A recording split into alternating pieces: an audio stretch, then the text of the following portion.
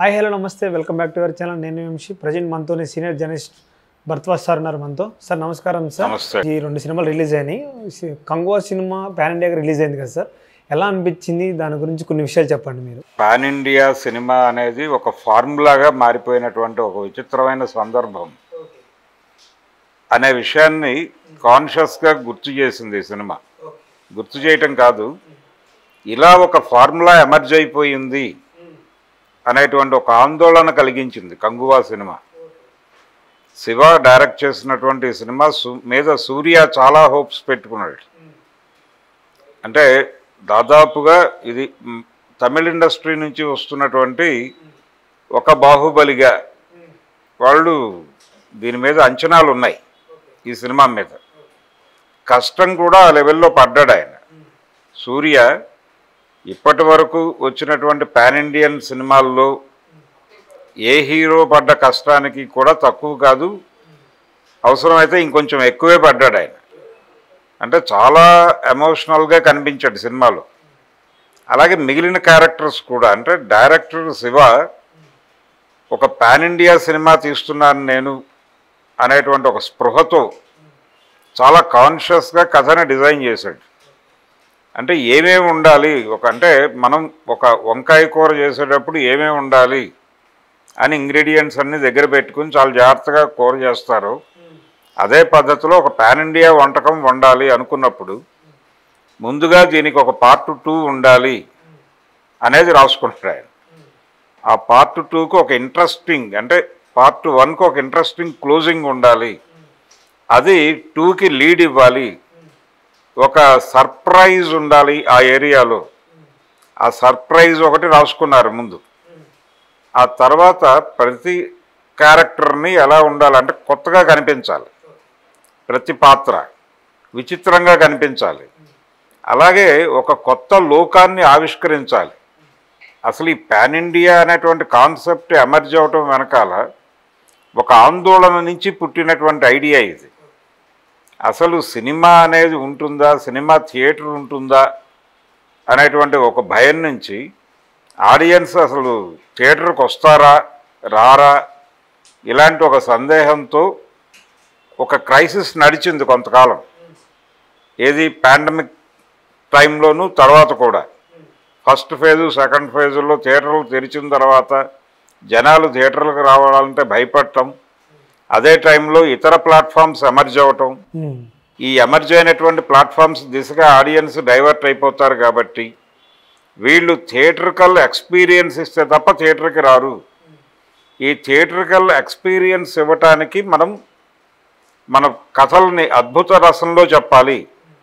ఈ అద్భుత రసంలో చెప్పేటువంటి కథలు కొత్త లోకాలని ఆవిష్కరించాలి ప్రజల హృదయాల మీద అనేది ఒక ఫార్ములాగా మారింది ఈ ఐడియాలజీ.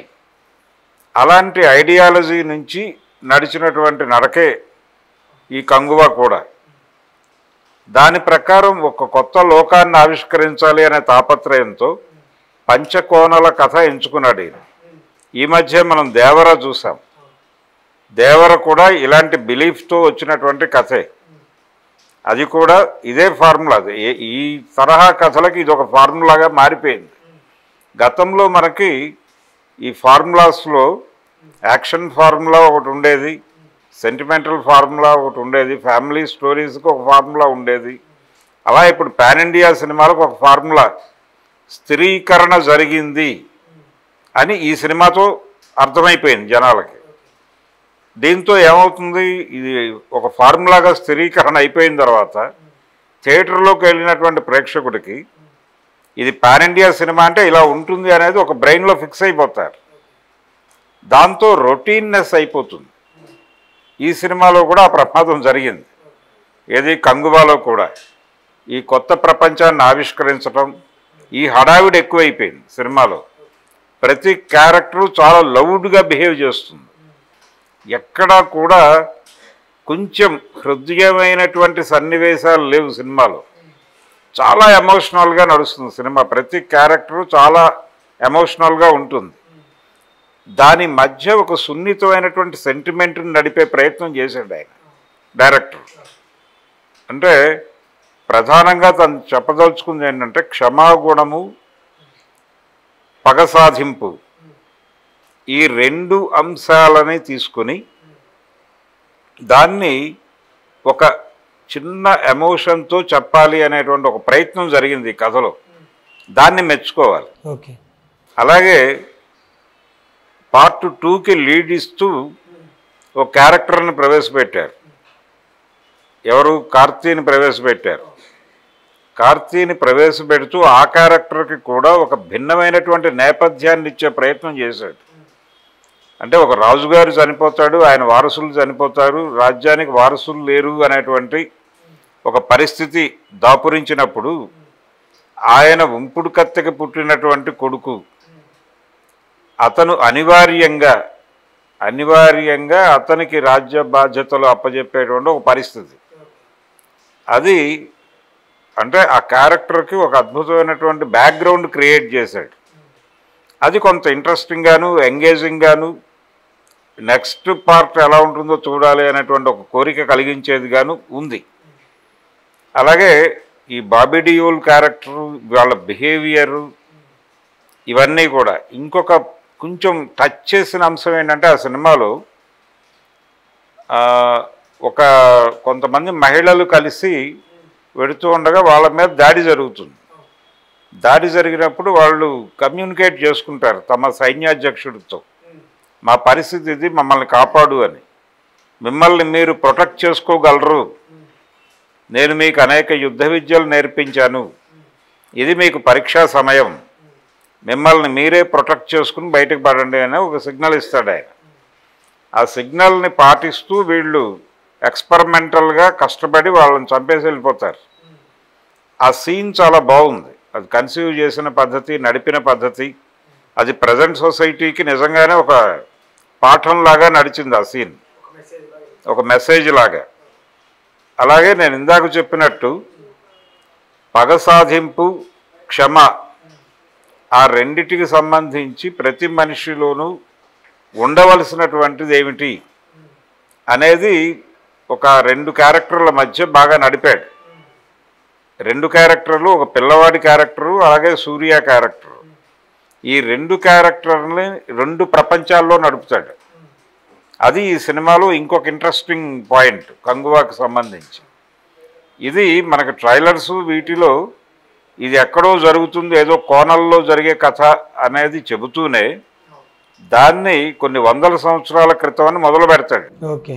మొదలుపెట్టి దాన్ని ప్రజెంట్ సొసైటీతో లింక్ చేసేటువంటి ఒక ప్రయత్నం చేశాడు. ఆ ప్రజెంట్ సొసైటీతో లింక్ చేసే దగ్గర ఒక చిన్న తడబాటు కనిపిస్తుంది డైరెక్టర్లో.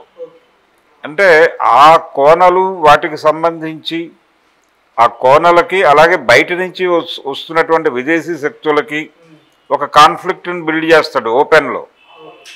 చేసినప్పుడు మనకు తెలిసినటువంటి అనేక విషయాలు జరుగుతాయి అక్కడ. ఇన్ఫార్మర్లు, కోవర్ట్లు వీళ్ళందరూ వచ్చేస్తారు. అలా ఇన్ఫార్మర్గా పనిచేస్తున్నటువంటి, కోవర్ట్గా పనిచేస్తున్నటువంటి ఒక మనిషిని చంపేయాలి అని డెసిషన్ తీసుకుంటే అతని తాలూకా కుటుంబం దాన్ని ఎలా చూస్తుంది, దానివలన నష్టపోయినటువంటి, కోవర్ట్ ఆపరేషన్ వలన నష్టపోయినటువంటి సమూహం ఆ కోవర్ట్ ఫ్యామిలీ పట్ల ఎలా వ్యవహరిస్తుంది, ఇలాంటి వ్యవహారాలు అనేకం నడిపాడు సినిమాలో. దీంతో పాటు ప్యారలల్గా ఇక్కడ కొంచెం డీటెయిలింగ్ వర్క్ చేశాడు డైరెక్టర్. కానీ దీన్ని ప్రజెంట్ సొసైటీలో ఆయన చూపిస్తున్నటువంటి కాన్ఫ్లిక్ట్, అంటే బ్రెయిన్ మ్యాపింగ్ టెక్నాలజీస్, వీటి గురించి ఒక చర్చ జరుగుతోంది ఇప్పుడు. బ్రెయిన్ కంట్రోల్ టెక్నాలజీస్, వీటి మీద ఒక చర్చ జరుగుతోంది సొసైటీలో. ఆ ఏరియాలో ఒక కథను నడిపే ప్రయత్నం చేశాడు ఈయన. అక్కడ డీటెయిలింగ్ వర్క్ చేయటంలోనూ, జనాలని దానిలోకి తీసుకువెళ్ళటంలోనూ ఒక చిన్న కన్ఫ్యూజన్ కనిపించింది డైరెక్టర్లో. అది ఆడియన్స్కి ప్రాపర్గా రిజిస్టర్ కాలేదు.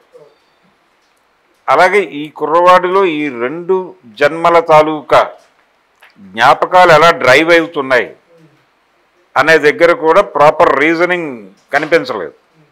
అలాంటి కొంచెం కన్ఫ్యూజన్స్ ఉన్నాయి సినిమాలో. ఆ కన్ఫ్యూజన్స్ పక్కన పెట్టేస్తే టోటల్ ప్యాకేజింగ్ అంతా కూడా, ప్యాకేజింగ్ అనే చూడాలి సినిమాని ఇప్పుడు. ఈ ప్యాకేజింగ్ సిస్టమ్ అనేది ఆయన ఒక ఫార్ములాకు లోబడి చేశాడు. Pan India project, pan India cinema ఇది ఇలాగే ఉండాలి అని అనుకుని చేసినటువంటి వంటకం ఇది. అలా కాకుండా ఆర్గానిక్గా రావాలి కథలు. మీరు ప్రపంచ మార్కెట్కి ఏ విషయాలు చెప్పాలనుకున్నారో ఆ అంశాలు కాదు, ఏ సబ్జెక్ట్ అయితే దానికి యూనివర్సల్ అప్పీల్ ఉంటుంది అనుకుంటారో ఆ అప్పీల్ ఉన్నటువంటి అంశాన్ని అప్పీలింగ్గా చెప్పగలగటమే వరల్డ్ మార్కెట్ని టార్గెట్ చేసే సినిమా. లేదు పాన్ ఇండియా సినిమా అనుకున్నప్పుడు మొత్తం దేశానికి సంబంధించి ప్రెజెన్స్ అక్రాస్ ది నేషన్ అని కదా పాన్ ఇండియా అంటే.